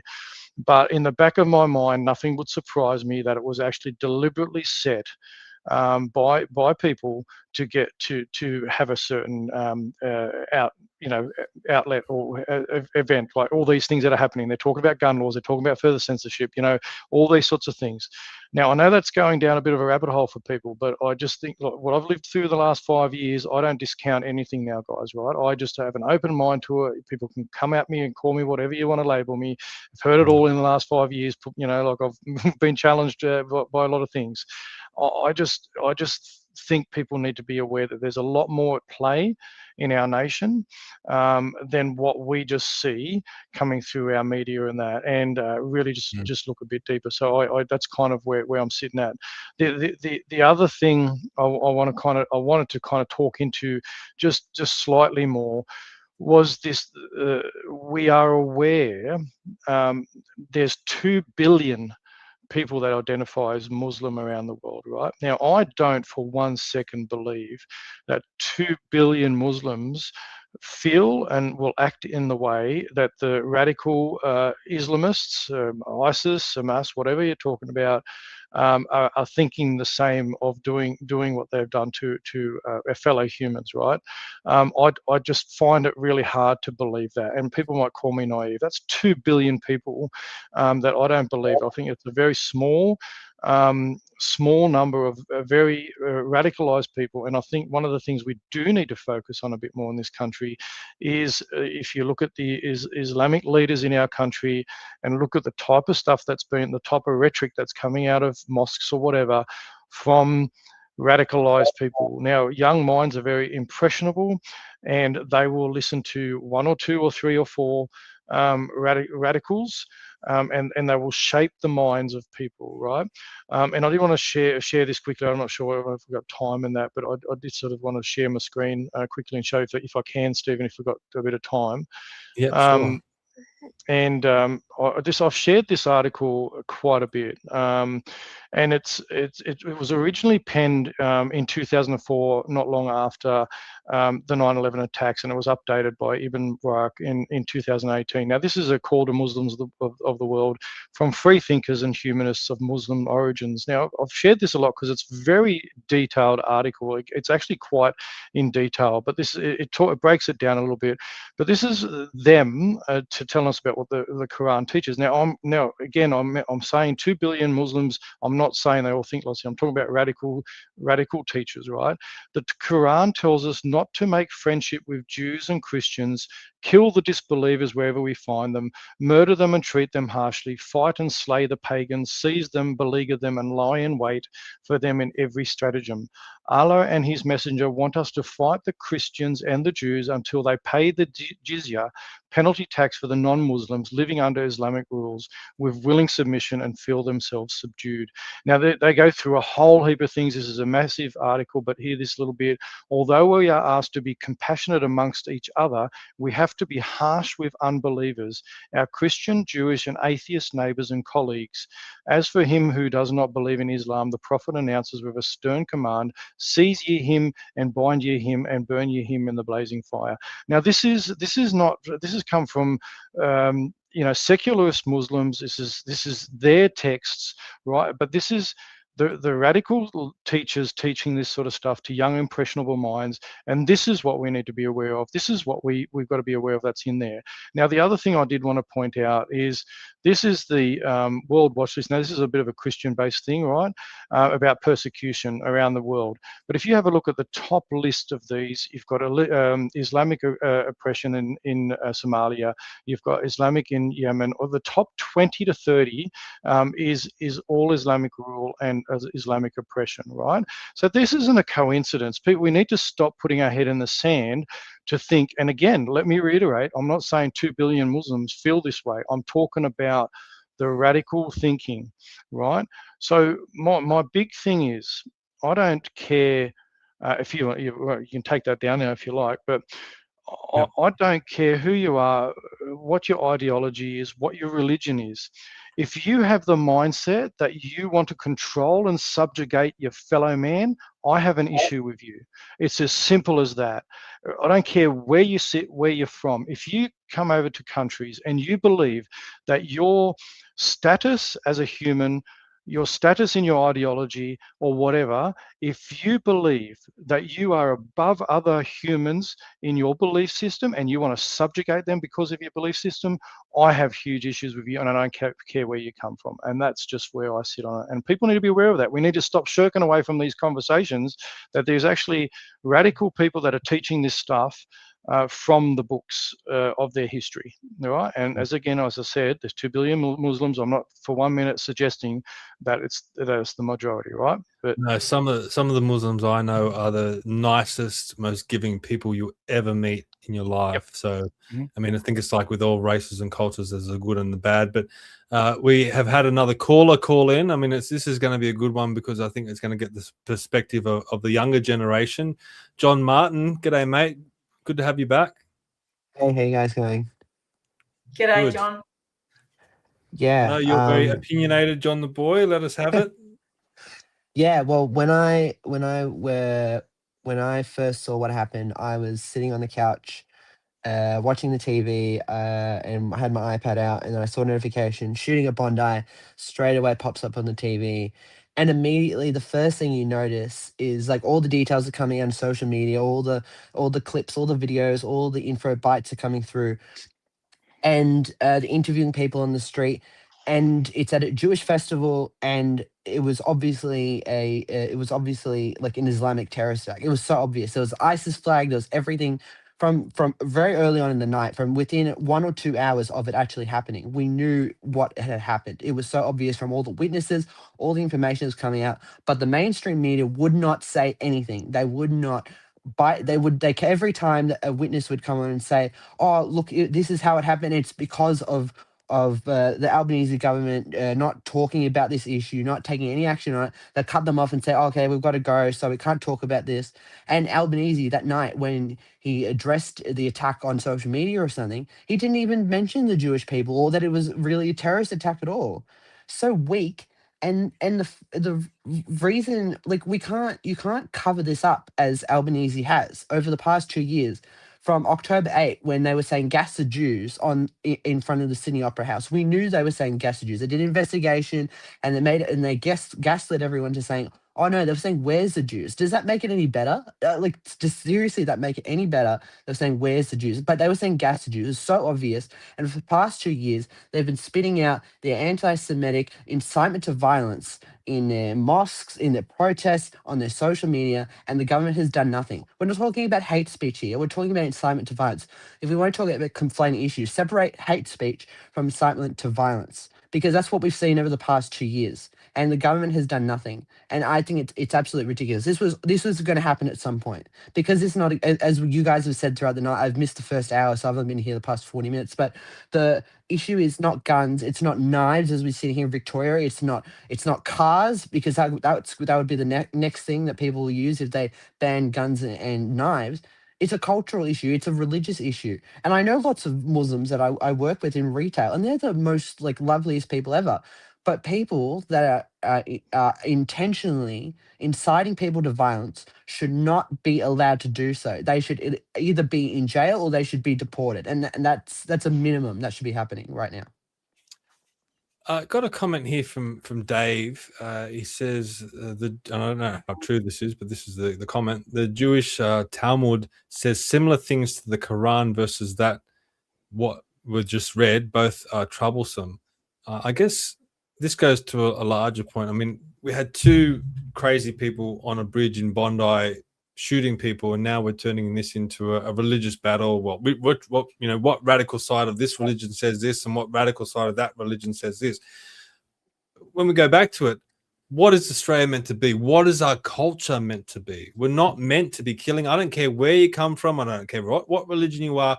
This is a discussion about culture and what we want our Australian culture to be. And this is why I have a huge problem with the concept of multiculturalism, is because you're saying you have all these cultures and they're all equal to each other and they all commingle, but there's no overarching culture that keeps everyone together and keeps everyone unified. And that's what we need. I think that's where the discussion needs to go. It's not blaming this group or blaming that group.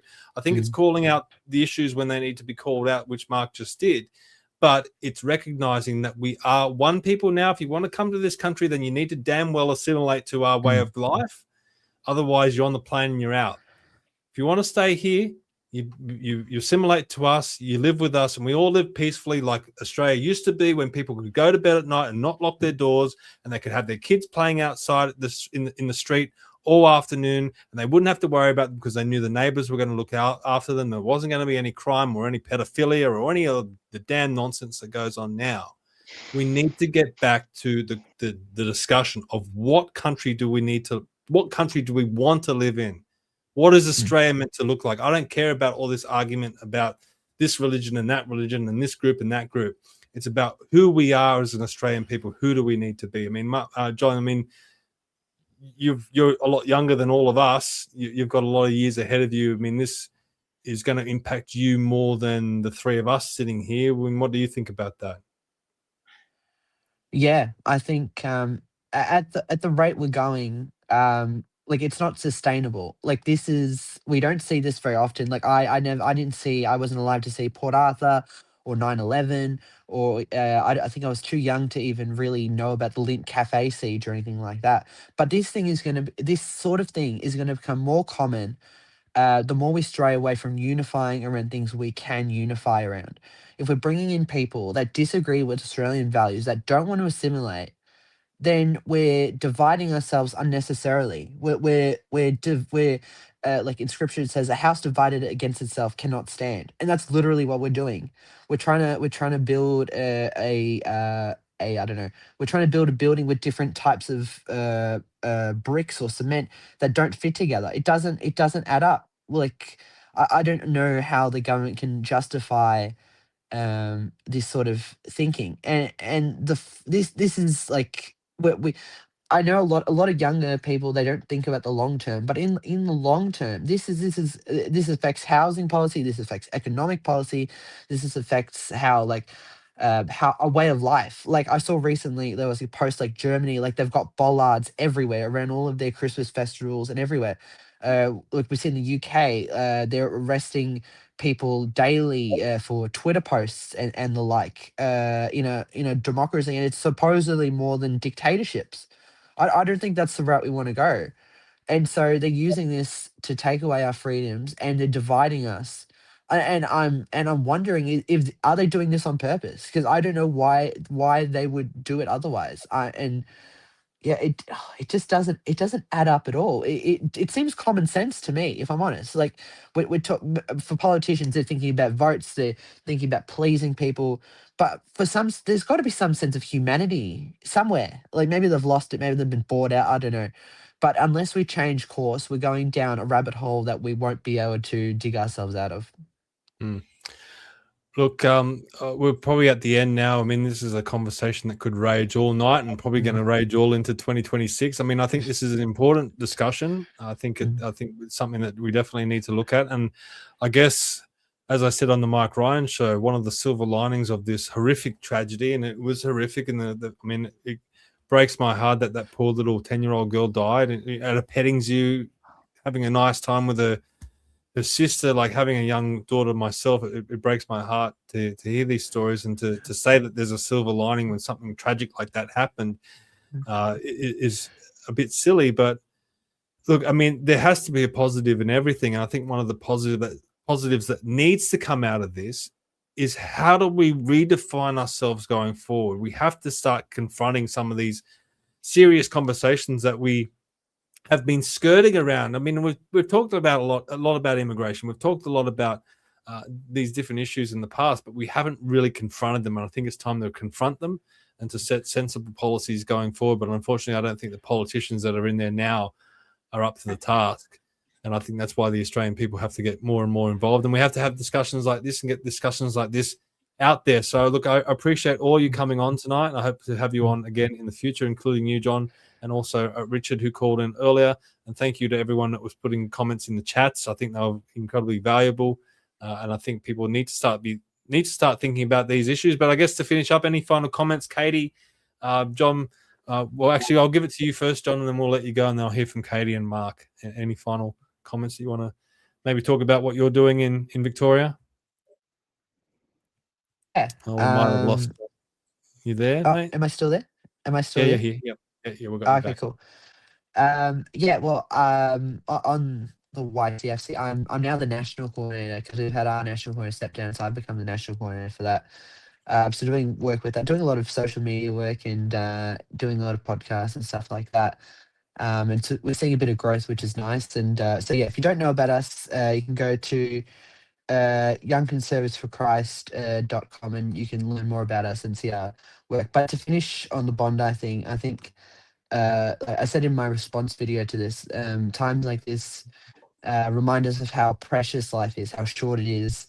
And I think if anything, like we should give our loved ones a much needed hug, a much tighter hug after times like this, but also to think about what we're doing in life. What are we really living for? Are we living for this moment now? Are we living for something greater than ourselves? And I think unless we really are living for something greater than ourselves, then we're not really doing anything at all. So we've got to, I think that's something people should think about. But yeah, that's all I've got for you guys. So yeah. Awesome, mate. We'll have you back on you. soon, and good to talk to you. We'll see you. Awesome. Merry Christmas, See you guys. John. Thank you. Yeah, Merry Christmas. Christmas. Bye. Merry Christmas, mate. All right, Katy, over to you to finish up. Any final thoughts? As I said, we're going to be talking about this a lot more in the coming months and year, probably. Look, I just urge every single Australian to stand up for our country. Get yourself an Australian pin. Start wearing it every single day. Get an Australian hat. Start wearing it every single day. As you all know, I've got a little shop here in Kilkeven. I wear my pin at work and I serve the customers and they say, why have you got that on? And I think, why are you even asking me that question? We need to make this the norm.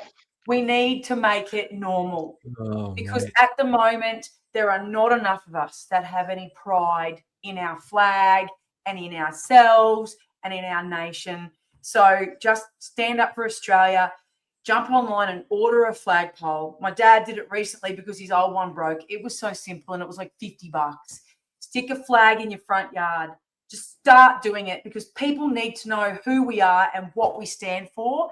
And I still remember when I was at the police academy, we were taught the reason we stuck our hat on every time we went outside of the building was because we represented that crown.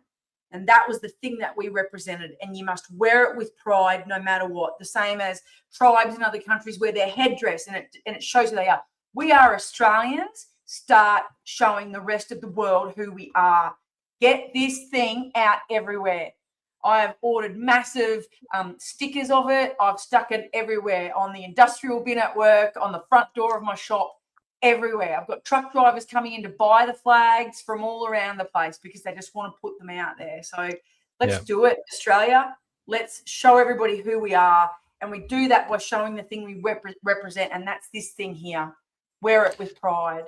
Yeah, no, I agree completely, Katie. And Mark, like I drive down the streets of Sydney and you see all the flags up for Christmas, and none of them say anything about Merry Christmas. It's all about festive season or whatever the rubbish they talk about. We don't even say Merry Christmas in this country anymore. We're too scared to say Merry Christmas. Let's stop being so scared to talk about our culture. It's part of our culture. That's who we are as Australians. We celebrate Christmas, and I know you're a Christian man. I know that you wouldn't have any fear saying Merry Christmas. What do you feel about that? Yeah, absolutely not, mate. It's and I do have a little bit of a point, even when people put Xmas as well. I just think like, no, people say it's okay, but I don't do Xmas. I do Christmas. So Merry Christmas. I don't absolutely have no problems with it at all, obviously. And look, I get it from people. Like at the time of our constitution, we had 98% of Australians identified as Christians.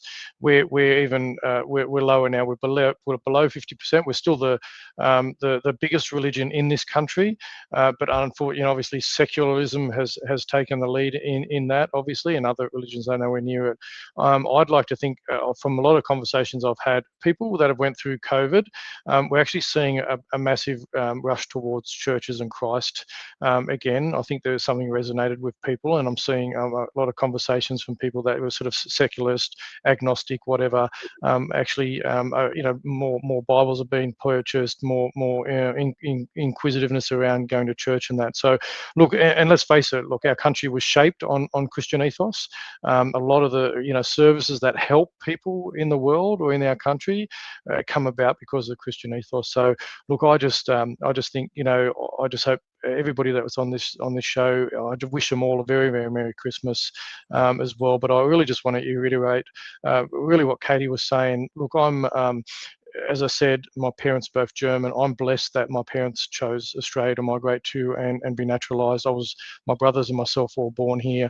I am Australian, and yes, so you have sort of links back to Germany, whatever. If it was to come to a war, whatever, Australia is my country. The Australian flag is the flag that I'd fly here on. I don't have the room for a big flagpole, but I've got Australian flags tucked into my door there in the studio. So people, I'm proud to be Australian. I love this country. I love what it's afforded me. I love the fact that my children get to grow up and my grandchildren, and I'll continue to do what I can to defend our nation, and that includes pushing back on our government and our politicians that are actually looking to undermine our great nation. And I'll work with every single Australian to be able to do that. So, and I'm really, really grateful for you guys. But in closing, one of the things that I really, really, wanted to get involved in with you guys, and you mentioned Australians for Better Government before, Stephen. This is one of the reasons I wanted to get involved with Australians for Better Government, because we have a real opportunity to educate Australians about being involved. If we have a government that we really think's on the nose, we need to work towards options where we can have a plebiscite or a referendum or citizen-initiated referendums, and get rid of them, or get rid of policies that we think are anti-Australian, anti our freedoms and whatever. And this is what I love about and why I joined Australians for Better Government and become part of the committee as well. So I think, this nation is worth defending, and I think what we're doing in that space is really, really important. So if people that are watching your podcast, obviously they've known you for a while, people that are jumping on mine, if you're not already involved with Australians for Better Government, check us out, look at what we're about, look at what we're trying to achieve, start the conversation, become involved with the conversation, and because our country deserves it, our children and our grandchildren deserve it. So anyway, but God bless Australia, and thanks, Stephen, for the opportunity for having us on tonight, and always awesome to see Katy firing on all 8 cylinders when she comes on. I love your work, Katy. I love your work, and thanks Stephen for all you do, man. Like you work tirelessly as well. So good on you guys. It's been an absolute pleasure.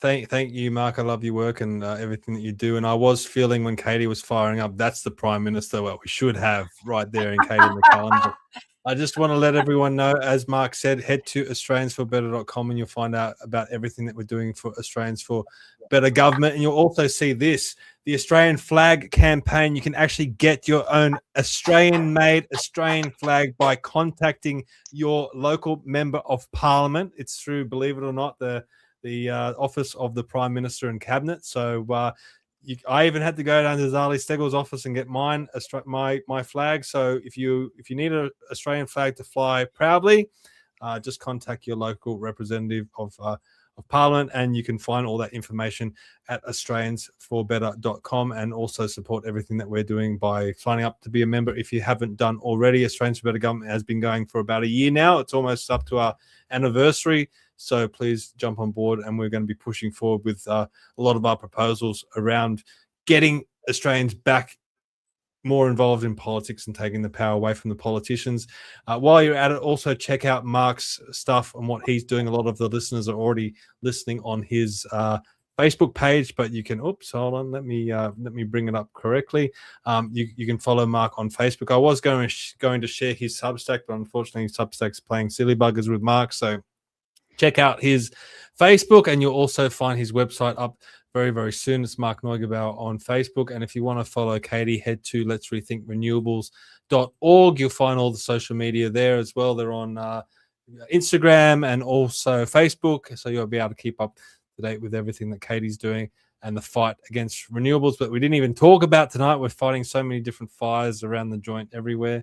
But also sign up to, if you are listening for Mark's platform, sign up to Commanding the Narrative as well, and you'll be able to hear more conversations like this. No doubt we'll have Katy on again throughout 2026, and no doubt we'll have Mark on as well. The election's coming up in South Australia, so I need to talk to Mark about that closer to the election, so we'll definitely have him on for a one-on-one.